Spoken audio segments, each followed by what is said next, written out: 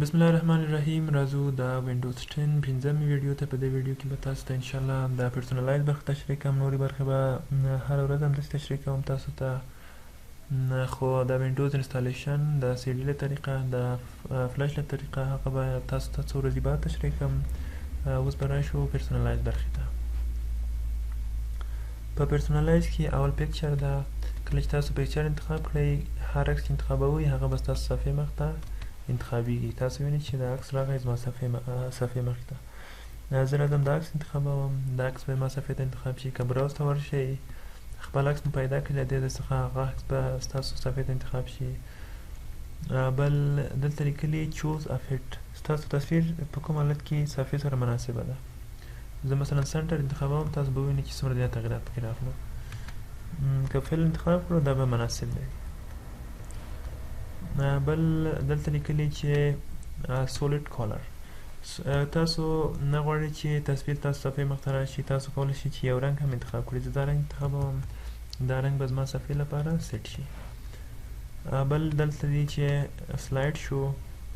سلاید شو څه ته وایي؟ سلاید شو دې ته وایي چې تاسو خپل یو فولډر د عکسو انتخاب کړئ، هغه هر عکس به تاسو صفحې مخ ته د کم وخت لپاره انتخابیږي. زه راځم براوز ته، راځم دلته اوپن بورډ ته، بیا ووهئ چې چوز دس فولډر. دا تصویر دا فولډر انتخاب شو. په دې فولډر کې چې څومره عکسونه دي هغه په ترتیب سره یو پر بل راځي. څومره وخت بعد بدل شي هر عکس؟ ما ورته لیکلي چې 1 منټ. 1 منټ نه، زه غواړم چې 10 منټه بعد. کله چې 10 منټه پوره کېږي هر تصویر به بدلیږي. بل شافل ده. شافل دې ته وایي چې هر تصویر په منظم ډول تبدیل شي که غیر منظم، یعنی اول تصویر راشي بیا دوم بیا دریم، یا که اول راشي بیا لسم راشي بیا ګډوډ. که غواړئ چې منظم راشي دا غیر فعاله کړئ، که غواړئ چې غیر منظم راشي بیا دا فعاله کړئ.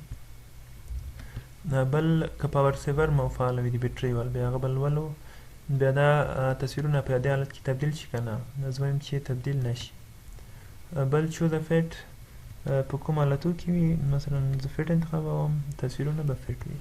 دا اوس تصویر ده، بیا کله چې 10 دقیقې راشي بیا به دا تصویر راشي، بیا چې وخت راشي بیا به دا تصویر راشي.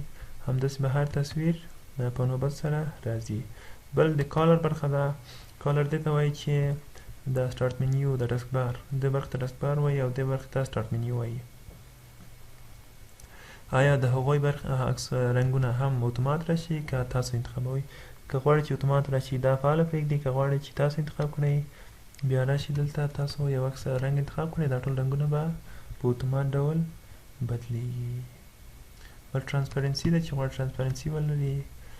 تاسو وینئ چې اوس شاته څه شی دي هغه هم لږ لږ لیدل کېږي. بل ټایټل بارز کې په ټایټل کې هم دا رنګونه راشي که نه؟ دغه ځای ته ټایټل وایي، دغه ځای ته ټایټل وایي. دا رنګ اوس دلته راغی. که غواړئ چې دا رنګ هلته رانه شي، دا ټایټل غیر فعاله کړئ. اوس چې زه راشم دلته رنګ نشته. بل غواړئ چې تیم موډ ډارک موډ وي که لایټ موډ؟ که ډارک موډ فعاله کړئ تاسو وینئ چې یو تور حالت ستاسو کمپیوټر کې راځي. بل لاک سکرین ده. لاک سکرین هغه صفحې ته وایي چې تاسو کله خپل کمپیوټر لاک کړئ. لاک څرنګه لاک کېږي؟ د وینډوز کی او ال وهئ. دلته زه راشم، د وینډوز کی او ال وهئ، دا ال ده، ستاسو صفحه به لاک شي. دلته څه شی وایي؟ لاک سکرین. دا بلې صفحې ته څه شی وایي؟ دغه صفحې ته دلته ساین ان سکرین. دا دواړه فرق لري، یو لاک سکرین ده او یو ساین ان سکرین ده. د دې لپاره تصویر انتخاب کړئ. هر تصویر چې انتخابوئ دا به همغلته راځي. نور څه شی غواړئ چې سره راشي؟ مثلا د هوا حالات راشي، ماشین جنتري راشي، هر شي چې غواړئ همغه راشي. زه غواړم د هوا حالات راشي سره. نور څه شی راشي؟ نور دا غواړئ چې ساین ان سکرین کې هم راشي که نه؟ ساین ان سکرین هغه دویمه صفحه وه. زه دا برخې فعاله کړې. اوس به راشم بیا لاک وهم، دلته زه لیکم اوس هغلته انتخاب شوی و او دلته تصویر نشته. سمې یو دا و د لاک سکرین برخه. اوس به راشو تیم ته. تیم څه ته وایي؟ تیم چې د اوازو، د تصویر، د رنګ د ټولو مجموعې ته تیم وایي. تاسو راشئ یو تیم انتخاب کړئ، ستاسو ټول کمپیوټر رنګ او اوازونه، بعضې خاص اوازونه دي هغه هم ټول سره بدلیږي. نور خاص کوم کار پکې نشته. که تاسو کوم سیو غواړئ چې سیو یې کړئ، تیم غواړئ چې سیو یې کړئ، دلته راشئ سیو یې کړئ. بل دلته یو مهمه خبره ده چې ډیسکټاپ آیکن سیټینګ تاسو غواړئ چې د مای کمپیوټر آیکن چې دلته ده ستاسو صفحې کې راشي که نه که غواړئ چې رانه شي دا غیر فعاله کړئ بیا اپلای ووهئ تاسو وینئ چې مای کمپیوټر له دې ځای څخه ورک شو کله چې وینډوز هم نوی انسټالوئ دا کار خپل اتومات تاسو ته کیږي تاسو کمپیوټر نه وي تاسو راشئ دلته فعاله کړئ بیا دا ستاسو کمپیوټر آیکن راځي بل غواړئ چې د دې علامه بدله کړئ د آیکن راشئ دلته یو آیکن ورته انتخاب کړئ اوکې اپلای تاسو وینئ چې د عکس حالت یې بدل شو یو ریسایکل بین دی چې دوه آیکن لري یو د خالی معنی لري او یو د ډک معنی لري اوس به راشو نورو برخو ته نور څه شی دي نور فونټس د فونټ به په کنټرول پینل کې ووایو سټارټ به تشریح کړم ټاسک بار بیا جلا یو موضوع ده دې برخې ته ټاسک بار وایي دا جلا یو موضوع ده دا به انشاءالله تاسو ته په یو خاصه ورځ کې تشریح کړم بل شو مور ټایلز اون سټارټ تاسو وینئ چې دلته دا هر کوم ته ټایل وایي غواړئ چې زیات ټایلونه راشي دلته بیا هغه برخه فعاله کړئ تاسو وینئ چې د ټایلونه پکې زیات شو شو اپ لیست ان سټارټ اول به فل سکرین یې بند کړم شو اپ لیست ان سټارټ منیو دا د اپ لیست دغه برخې ته وایي دا برخه وي که نه وي که دا غیر فعاله کړئ دغه برخه له پاکېږي ورڅخه شو ریسنټلی اډیټ اپس هغه اپلیکیشنونه چې تاسو په اخر کې انسټال کړي وي هغه سافټویرونه هغه راشي که نه که غیر فعاله کړئ هغه برخې هم پکې نه راځي تاسو وینئ چې هغه برخې دواړه ورڅخه پاکې شوې شو موست یوزډ اپس هغه سافټویرونه چې تاسو ډېر استعمالوئ هغه دلته راشي که نه که فعاله وي هغه به سافټویر بیا تاسو ته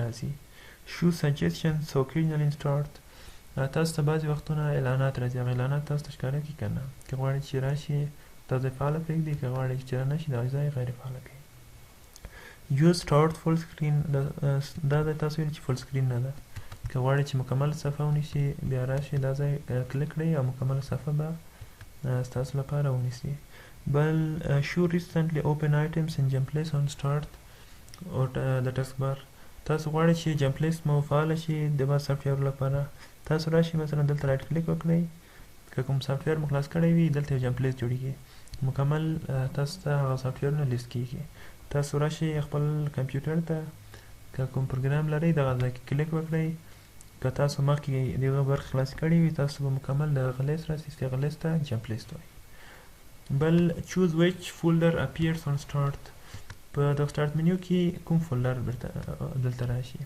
زه به دا برخه غیر فعاله کړم اوس به راشو فولډر ته فایل ایکسپلورر راسي زه غواړم چې ډاونلوډز راسي ویډیوز راسي نیټورک راسي تاسو راشئ دلته اوس تاسو وینئ چې دغه فولډرونه مکمل دلته راغلو دا د فایل ده دا ویډیو د نیټورک د ټول فولډرونه هم دلته راغلو بل ټاسک بار برخه د هغه به بل ورځ انشاءالله تشریح کوم تاسو ته د نن ورځې تخنیک دا ده چې تاسو خپل نوم څرنګه خپل کمپیوټر صفحې ته انتخاب کړئ یعنې سکرین سیور لپاره راشئ سټارټ منیو ته دلته ولیکئ چې سکرین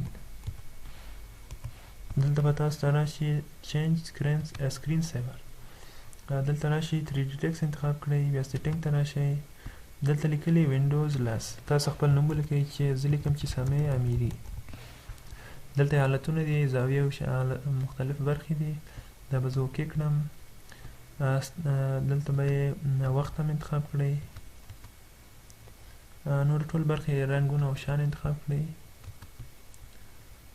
وخت یې څومره وخت تاسو انتظار ورته وکئ دا هغه وخت تاسو صفحې ته راځي تاسو چې یو دقیقه له کمپیوټر څخه کار ونه اخلئ دا خط به تاسو صفحې ته راشي بل دلته لیکلي آن ریزیم ډسپلی لاګان سکرین کله چې دا راشي بیا تاسو کلیک ورباندې وکړئ تاسو نه به یوزرنیم او پاسورډ وغواړي که نه وغواړي که تاسو یې ولرئ زه به پریویو وهم کله چې یوه دقیقه تېره شي زما صفحې ته به دغه حالت راځي تاسو راشئ خپل نوم مو دلته ولیکئ سیټینګ کې دلته خپل نوم ولیکئ ستاسو نوم به کله چې یوه دقیقه پوره شي وخت یې یوه دقیقه انتخاب کړئ ستاسو نوم به کمپیوټر صفحې ته راځي که نور حالتونه هم شته مثلا یو ببل ده دا انتخاب کړئ تاسو به وګورئ چې ستاسو کمپیوټر ته دا کله چې یو دقیقه استعمال نه کړئ دا به ستاسو کمپیوټر صفحې ته راشي دا و د نن ورځې درس سبا به انشاءالله نور درسونه تاسو ته تشریح